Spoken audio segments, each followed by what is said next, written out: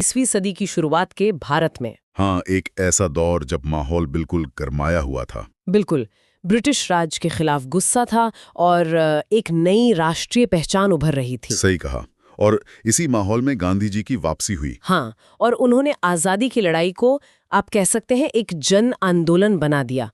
तो आज की हमारी ये जो गहरी बातचीत है, इसका मकसद है 1920 और 30 के वो अहम दशक। बहुत महत्वपूर्ण दशक थे वो। हाँ, खासकर असहयोग और सविनय अवज्ञा आंदोलन। हम ये समझने की कोशिश करेंगे कि अलग-अलग लोगों के लिए इस लड़ाई का मतलब क्या था। और इसके लिए हम कुछ ऐतिहासिक लेखों, कुछ पाठ्यपुस्तक के अंशों पर नजर डालेंगे। ठीक है, तो शुरुआत कहाँ से करें? उस समय का माहौल कैसा था? देखिए, पहला विश्व युद्ध का असर बहुत गहरा था। हाँ, अंग्रेजों ने अपने खर्चे बढ़ा दिए थे। हाँ, रक्षा खर्च। हाँ, और उसका बोझ किस पर पड़ा? हम भारतीयों पर। टैक्स बढ़ गए, कर्ज लिए गए। और कीमतें, चीजों के दाम तो आसमान छू रहे होंगे। बिल्कुल, आम आदमी की कमर टूट गई थी, ऊपर से गांवों से जबरदस्ती भर्ती फौज के लिए। हाँ, ये भी एक बड़ा मुद्दा था। गुस्सा तो हो गई लोगों में। बहुत ज्यादा गुस्सा था। और फिर 1918 से 21 के बीच मतलब फसलें खराब हुईं और वो भयानक इन्फ्लुएंजा महामारी, लाखों लोग मारे गए। ओह, तो ऐसी मुश्किलों के बीच ही आप देखें तो राष्ट्रवाद की भावना भी तेजी से पनपी। ये सिर्फ अंग्रेजों को हटाने की बात नहीं थी। नहीं, उससे कहीं ज्यादा थी। ये अपनी पहचान, अपनी एक सामूहिक चेतना को जगाने की लड़ाई थी। नए प्रतीक, नए नारे, गीत, झंडे, ये सब अलग अलग लोगों को, अलग अलग समुदायों को जोड़ रहे थे। हाँ, एक साझा पहचान बन रही थी। और देखिए, भारत जैसे गुलाम देश में राष्ट्रवाद का मतलब ही था उपनिवेशवाद का विरोध। सबके दुख शायद अलग थे, आजादी के मायने भी शायद थोड़े अलग थे, पर अंग्रेजी राज के जुल्म ने सबको एक मंच पर ला दिया था। तो इसी उथल पुथल के बीच जनवरी 1915 में गांधी जी भारत वापस आए, दक्षिण अफ्रीका से। हाँ, और वो अपने साथ लाए थे एक बिल्कुल नया हथियार, सत्याग्रह। सत्याग्रह, सत्य के लिए आग्रह।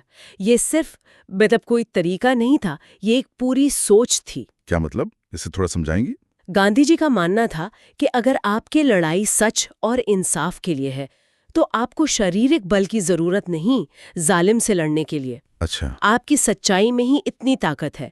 बिना हिंसा के, बिना नफरत के आप विरोधी की अंतरात्मा को जगा सकते हैं। ये तो हथियार का बल नहीं, आत्मा का बल हुआ। बिल्कुल, आत्मबल या प्रेम बल जैसा वो कहते थे। हाँ। और उन्होंने आते ही चंपारण में, खेड़ा में, अहमदाबाद में, हाँ, 1917-18 में। हाँ, किसानों और मजदूरों के लिए इसका सफल प्रयोग करके दिखा भी दिया। और शायद इन्हीं सफलताओं से उन्हें हौसला मिला होगा 1919 के रॉलेट एक्ट के खिलाफ जाने का। जरूर, रॉलेट एक्ट तो वाकई बहुत ही दमनकारी कानून था। हाँ, मतलब बिना मुकदमा चलाए किसी को भी जेल में डाल देना, सिर्फ शक के आधार पर। 2 साल तक। ये तो सीधे सीधे लोगों के अधिकारों पर हमला था। बिल्कुल।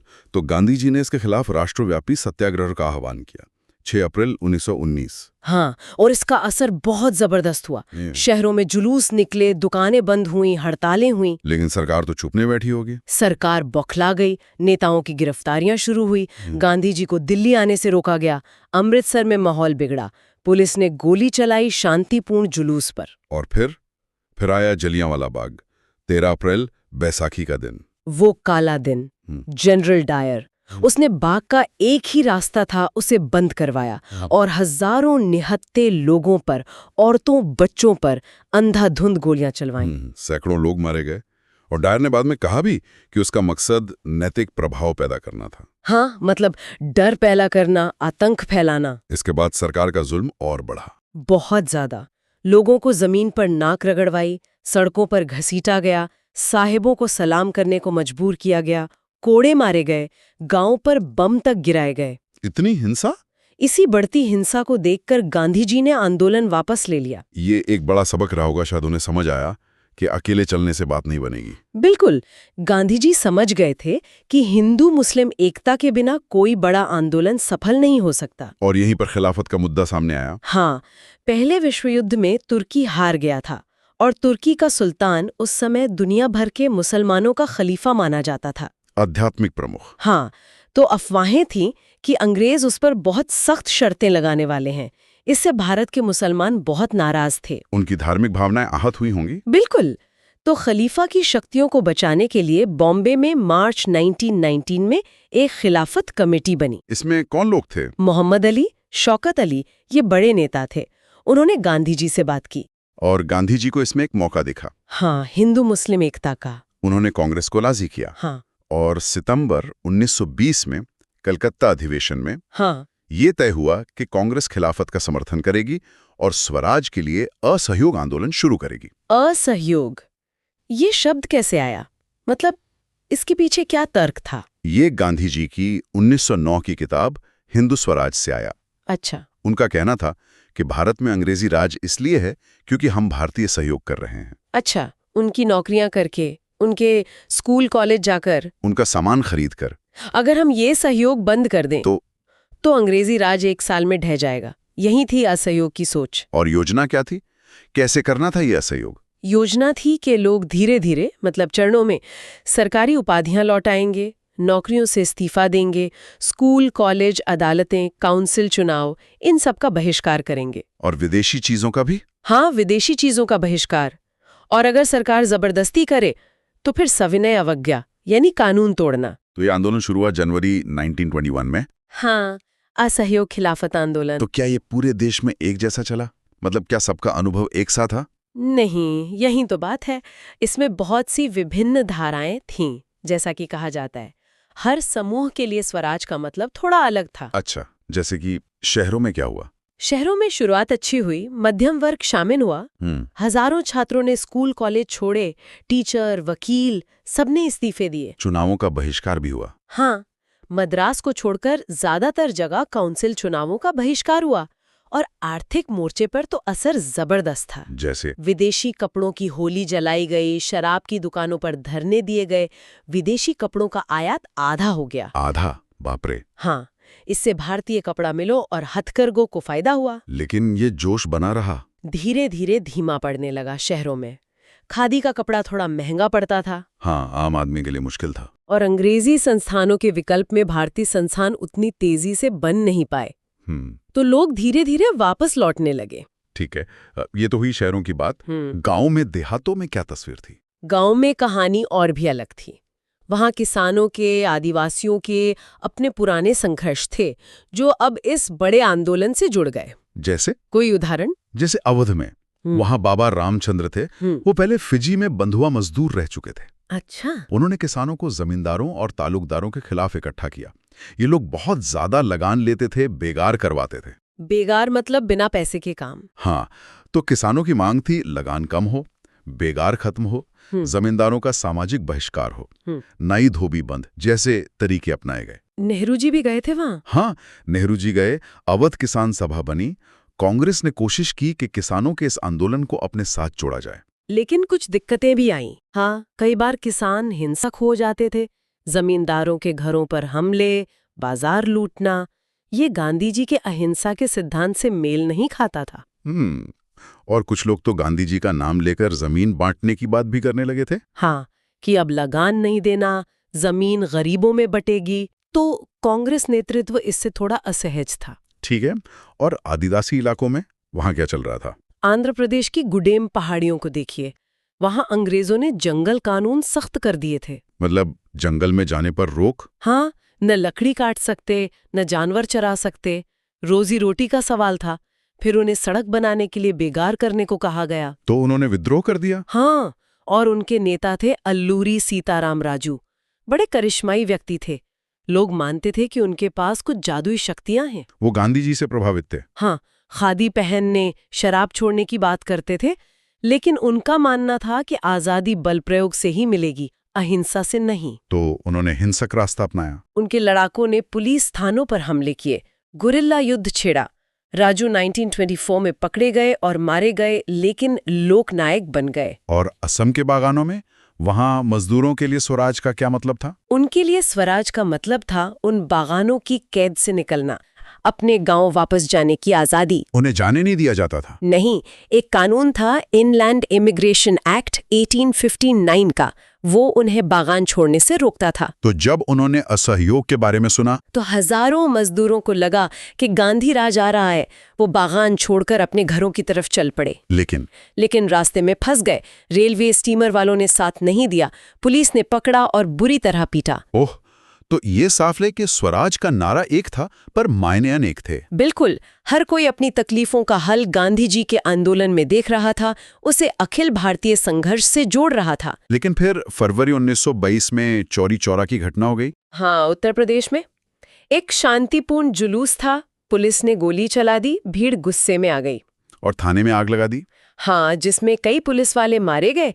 इस हिंसा से गांधी जी बहुत आहत हुए। उन्हें लगा कि लोग अभी तैयार नहीं हैं। हाँ, उन्हें लगा कि सत्याग्रहियों को अभी और ट्रेनिंग की जरूरत है बड़े अहिंसक आंदोलन के लिए, और उन्होंने असहयोग आंदोलन वापस ले लिया। इस फैसले पर कांग्रेस के अंदर क्या प्रतिक्रिया हुई? कुछ नाराजगी? हाँ, बिल्कुल। आंदोलन को इस तरह अचानक रोकने से कई नेता खुश नहीं थे। बहस छिड़ गई। कैसी बहस? कुछ पुराने नेता थे जैसे CR दास, मोतीलाल नेहरू। उन्हें लगता था कि अब काउंसिल चुनावों में हिस्सा लेना चाहिए, सरकार के अंदर रहकर विरोध करना चाहिए। उन्होंने स्वराज पार्टी भी बनाई थी शायद। हाँ, स्वराज पार्टी बनाई। दूसरी तरफ जवाहरलाल नेहरू, सुभाष चंद्र बोस जैसे युवा नेता थे। वो पूरी आजादी चाहते थे और दोबारा एक बड़े उग्र जन आंदोलन के पक्ष में थे। तो कांग्रेस में एक तरह की खींचतान चल रही थी। हाँ, और इसी बीच दो बाहरी चीजों ने माहौल को फिर से गरमा दिया। क्या थी वो चीजें? एक तो दुनिया भर में आई आर्थिक मंदी। भारत में खेती किसानी पर बहुत बुरा असर पड़ा, कीमतें गिरीं, किसान बेहद परेशान थे। और दूसरा था साइमन कमीशन, 1928 में आया। हाँ, जिसमें कोई भारतीय सदस्य नहीं था। एक भी नहीं। मतलब भारत का भविष्य तय करने आए हैं और कोई भारतीय ही नहीं। जाहिर है पूरे देश में जबरदस्त विरोध हुआ। साइमन गो बैक के नारे लगे। किसी माहौल में सरकार ने कुछ मनाने की कोशिश की।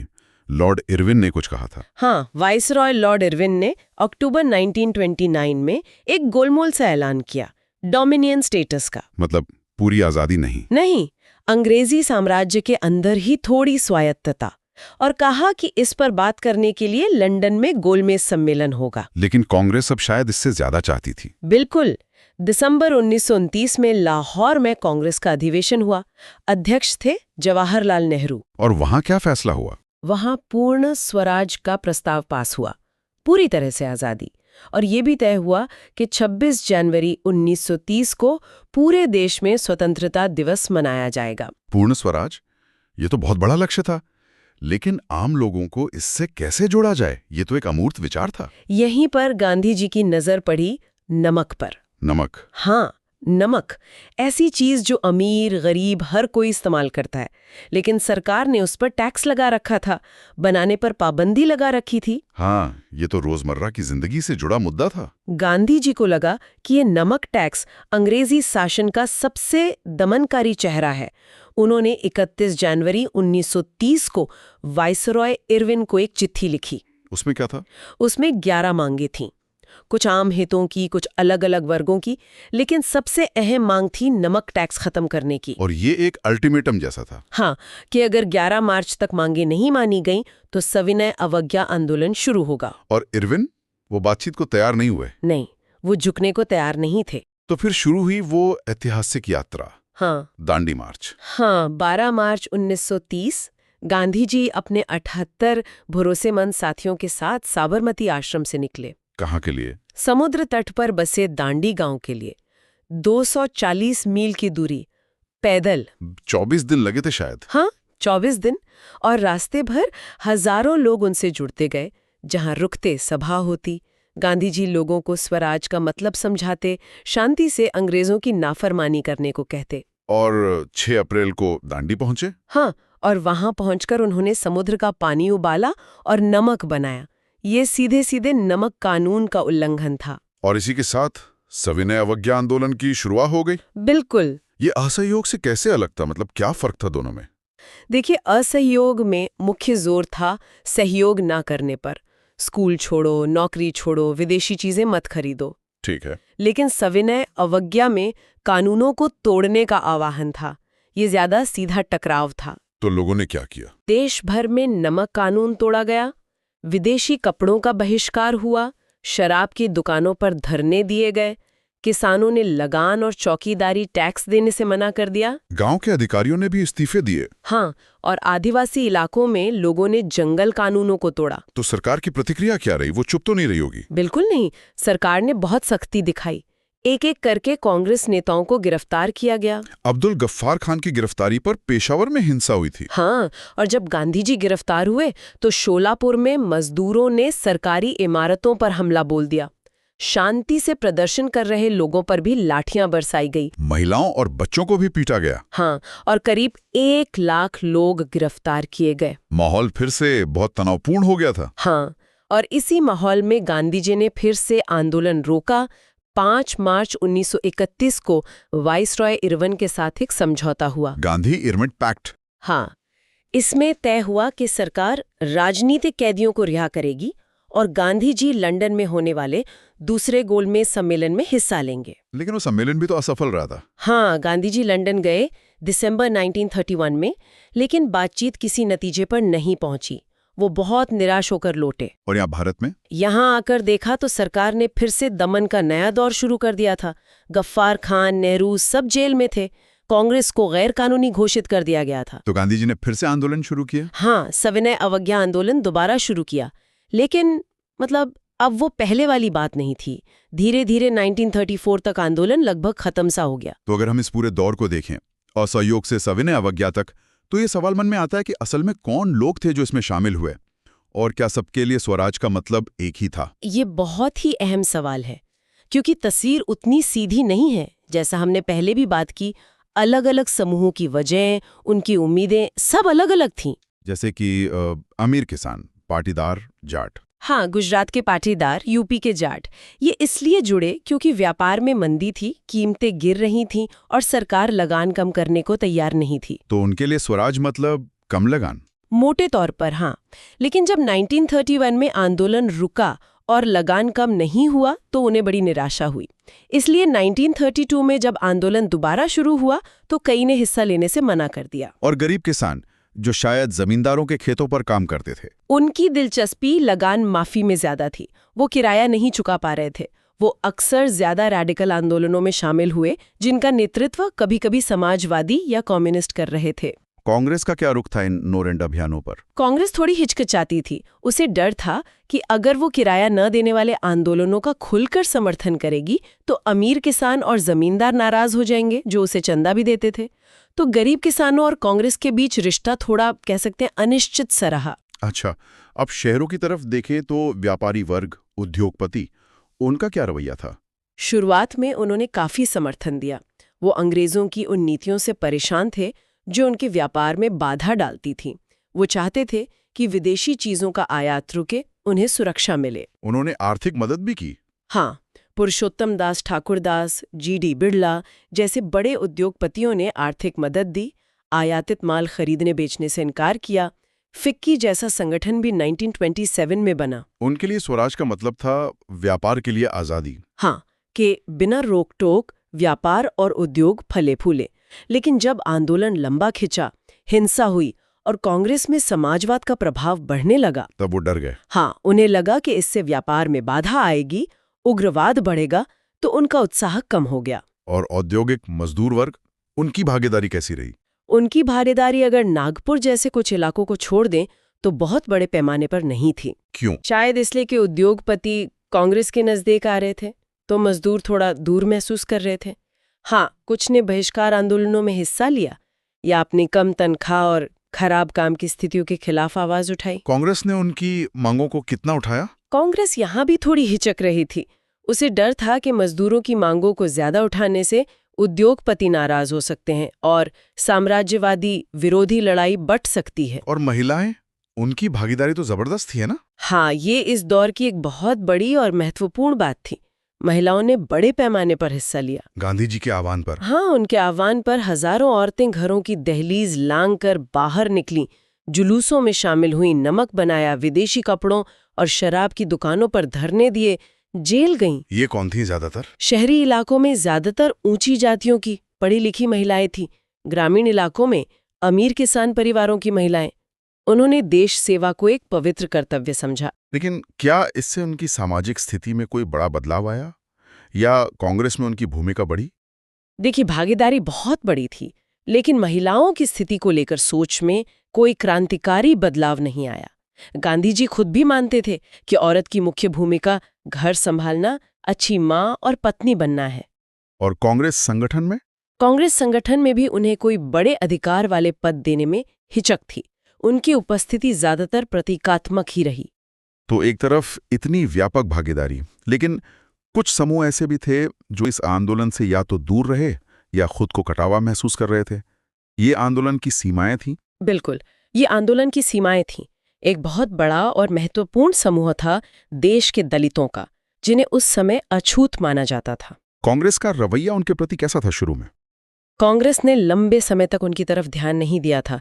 डर था कि सवर्ण हिंदू नाराज हो जाएंगे। लेकिन गांधी जी ने तो छुआछूत के खिलाफ आवाज उठाई थी। हाँ, गांधी जी ने अस्पृश्यता को खत्म करने का आह्वान किया। उन्हें हरिजन यानी ईश्वर की संतान कहा। उनके मंदिर प्रवेश, सार्वजनिक कुओं, तालाबों के इस्तेमाल के लिए सत्याग्रह भी किए। यहाँ तक कि खुद शौचालय साफ करने लगे ताकि भंगी के काम को सम्मान मिले। फिर भी दलित नेता संतुष्ट नहीं थे। डॉक्टर अंबेडकर? हाँ, डॉक्टर B.R. अंबेडकर जैसे दलित नेता मानते थे कि सिर्फ सामाजिक सुधार या दिल बदलने से बात नहीं बनेगी। दलितों को राजनीतिक अधिकार चाहिए। क्या चाहते थे वो? वो दलितों के लिए अलग निर्वाचन मंडल चाहते थे, यानी चुनाव में दलित वोटर ही दलित उम्मीदवार को चुने। उनका मानना था कि इसी से दलितों को असली राजनीतिक शक्ति मिलेगी और सामाजिक बराबरी आएगी। और इसी वजह से सविनय अवज्ञा आंदोलन में उनकी भागीदारी कम रही। हाँ, खासकर महाराष्ट्र और नागपुर जैसे इलाकों में, जहां उनका संगठन मजबूत था, भागीदारी बहुत सीमित थी। अंबेडकर और गांधी जी के बीच इस मुद्दे पर टकराव भी हुआ था दूसरे गोलमेज सम्मेलन में। हाँ, बहुत तीखा टकराव हुआ। अंबेडकर ने अलग निर्वाचन की मांग रखी। गांधी जी ने इसका पुरजोर विरोध किया। जब ब्रिटिश सरकार ने अंबेडकर की मांग मान ली तो गांधी जी ने पूना जेल में आमरण अनशन शुरू कर दिया। क्यों? उन्हें क्या आपत्ति थी? उनका मानना था कि इससे हिंदू समाज हमेशा के लिए बच जाएगा, अस्पृश्यता का मुद्दा धीमा पड़ जाएगा। तो फिर क्या हुआ? आखिरकार दबाव में अंबेडकर को पीछे हटना पड़ा।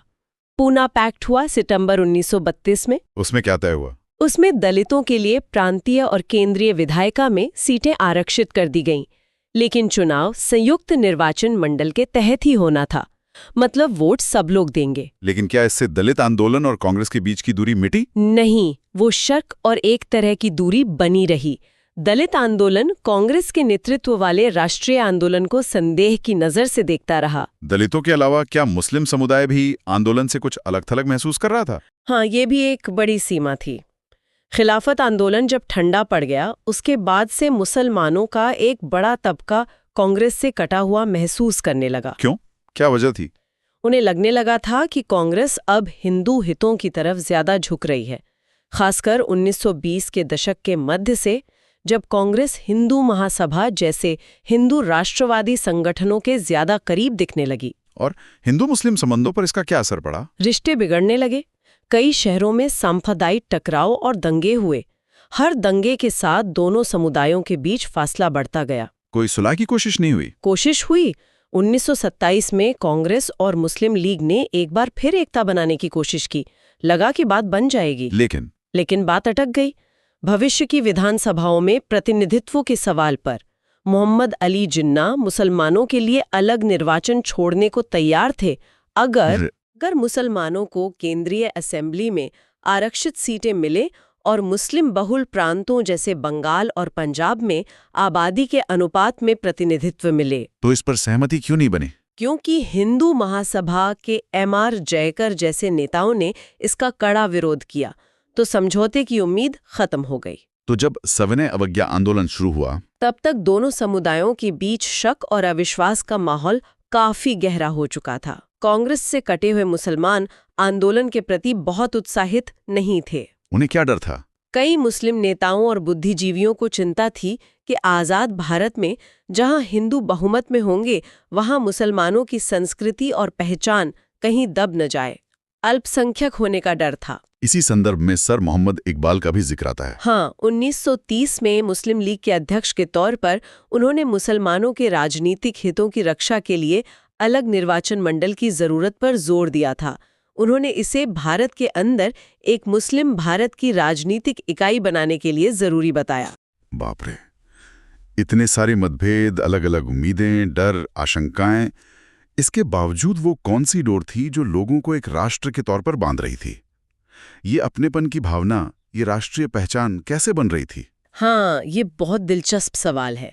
देखिए, एक तो साझा संघर्ष था ही अंग्रेजों के खिलाफ, लेकिन सिर्फ वही नहीं था। इसमें सांस्कृतिक प्रक्रियाओं की भी बहुत बड़ी भूमिका थी। सांस्कृतिक प्रक्रियाएं जैसे इतिहास को देखना, कहानियां, लोक कथाएं, गीत, प्रिंट, प्रतीक, इन सब ने मिलकर एक साझा राष्ट्रीय चेतना बनाने में मदद की। इसका एक बड़ा उदाहरण शायद भारत माता की छवि है। बिल्कुल, राष्ट्र को एक देवी के रूप में देखना। इसकी शुरुआत बंकिम चंद्र चट्टोपाध्याय ने की, जब उन्होंने 1870 के दशक में वंदे मातरम लिखा, जो बाद में उनके उपन्यास आनंद मठ में शामिल हुआ। हाँ, फिर अवनींद्रनाथ टैगोर ने 1905 में भारत माता की वो प्रसिद्ध पेंटिंग बनाई, एक सन्यासिनी जैसी आकृति, शांत, गंभीर, दैवीय। और ये तस्वीर बहुत लोकप्रिय हुई। हाँ, अलग अलग रूपों में छपी, लोगों तक पहुंची, राष्ट्र की एक पहचान बन गई। और लोक कथाओं, लोक गीतों का क्या महत्व था? राष्ट्रवादियों ने गांव-गांव घूमकर इन पुरानी कथाओं, गीतों को इकट्ठा करना शुरू किया। उनका मानना था कि इनमें ही हमारी पारंपरिक संस्कृति की सच्ची झलक मिलती है, जो बाहरी प्रभावों से दूषित नहीं हुई है। क्यों जरूरी था ये? अपनी राष्ट्रीय पहचान को गढ़ने और अतीत में गौरव का भाव जगाने के लिए ये जरूरी माना गया। बंगाल में रविंद्रनाथ टैगोर ने खुद ये काम किया। मद्रास में नटेसा शास्त्री ने the folklore of southern India नाम से तमिल लोक कथाओं का बड़ा संकलन प्रकाशित किया। और झंडे, प्रतीक, तिरंगा। हाँ, झंडे भी एकता का बहुत शक्तिशाली प्रतीक बने। स्वदेशी आंदोलन के समय बंगाल में एक तिरंगा लाल, हरा, पीला डिजाइन किया गया था। फिर 1921 तक गांधी जी ने स्वराज ध्वज तैयार कर लिया था। वो भी तिरंगा था, लाल, हरा, सफेद, जिसके बीच में चरखा था। चरखा आत्मनिर्भरता का प्रतीक था। बिल्कुल। और जुलूसों में ये झंडा लेकर चलना अंग्रेजी हुकूमत की अवहेलना का प्रतीक बन गया। इतिहास की भी बात हुई, उसे कैसे इस्तेमाल किया गया? अंग्रेज हमेशा कहते थे कि भारतीय पिछड़े हैं, शासन करने लायक नहीं, उनका अतीत अंधकारमय था। राष्ट्रवादियों ने इस बात का खंडन किया। कैसे? उन्होंने भारत के गौरवशाली अतीत को फिर से खोजा और लोगों के सामने रखा। प्राचीन काल की कला, वास्तुकला, विज्ञान, गणित, धर्म, संस्कृति, कानून, दर्शन, व्यापार, इन सब की महान उपलब्धियों पर जोर दिया, ताकि लोगों में आत्मविश्वास आए। हाँ, ताकि पाठक अपने अतीत की महानता पर गर्व करें और मौजूदा ब्रिटिश शासन की दयनीय स्थिति को बदलने के लिए संघर्ष करने को प्रेरित हों। तो ये सारे प्रतीक, भारत माता, लोक कथाएं, झंडा, इतिहास की नई व्याख्या, ये सब लोगों को एक राष्ट्र के रूप में जोड़ने में कामयाब रहे। हाँ, इन्होंने बहुत महत्वपूर्ण भूमिका निभाई, लेकिन इसमें एक चुनौती भी थी। क्या चुनौती? जब अतीत का महीनोमंडन हुआ तो अक्सर वो हिंदू अतीत से जुड़े प्रतीकों, प्रतिमाओं पर ज्यादा केंद्रित हो गया। इससे शायद दूसरे समुदायों के लोग थोड़ा अलग थलग महसूस कर सकते थे। ये एक अहम बात है। तो इस पूरी चर्चा का निचोड़ क्या है? हमने असहयोग देखा, सविनय अवज्ञा देखा, भागीदारी देखी, सीमाएं देखी। निचोड़ यही है कि उपनिवेशवाद के खिलाफ जो गुस्सा था, उसी ने भारत में राष्ट्रवाद को हवा दी। इस राष्ट्रवाद ने अलग अलग वर्गों और समूहों को, जिनकी अपनी अपनी शिकायतें थीं, गांधी जी और कांग्रेस के नेतृत्व में एक साथ ला खड़ा किया। आंदोलनों के जरिए एक राष्ट्रीय एकता बनाने की कोशिश हुई। हाँ, लेकिन जैसा हमने देखा, अलग अलग समूहों की उम्मीदें अलग थीं, स्वतंत्रता के मायने अलग थे। इससे आंदोलन के भीतर ही कई बार टकराव और संघर्ष भी हुए। तो ये एक उभरता हुआ राष्ट्र था। बिल्कुल, कई आवाजों वाला एक उभरता हुआ राष्ट्र, जो बस औपनिवेशिक शासन से मुक्ति चाहता था। और ये संघर्ष आगे भी चला, जिसका एक बड़ा पड़ाव फिर 1942 का भारत छोड़ो आंदोलन बना। और आखिर में, जैसा हम हमेशा करते हैं, श्रोताओं के लिए सोचने के लिए एक सवाल छोड़ते हैं। ये देखते हुए कि आज़ादी की लड़ाई के दौरान ही स्वराज के कितने अलग अलग मायने थे और कितने अंदरूनी मतभेद और संघर्ष मौजूद थे, तो ये हमें उन चुनौतियों के बारे में क्या बताता है जिनका सामना आज़ादी मिलने के बाद एक राष्ट्र के तौर पर भारत को अपनी साझा पहचान बनाने और एकता बनाए रखने में करना पड़ा होगा। इस पर जरूर सोचिएगा। आज के लिए इतना ही।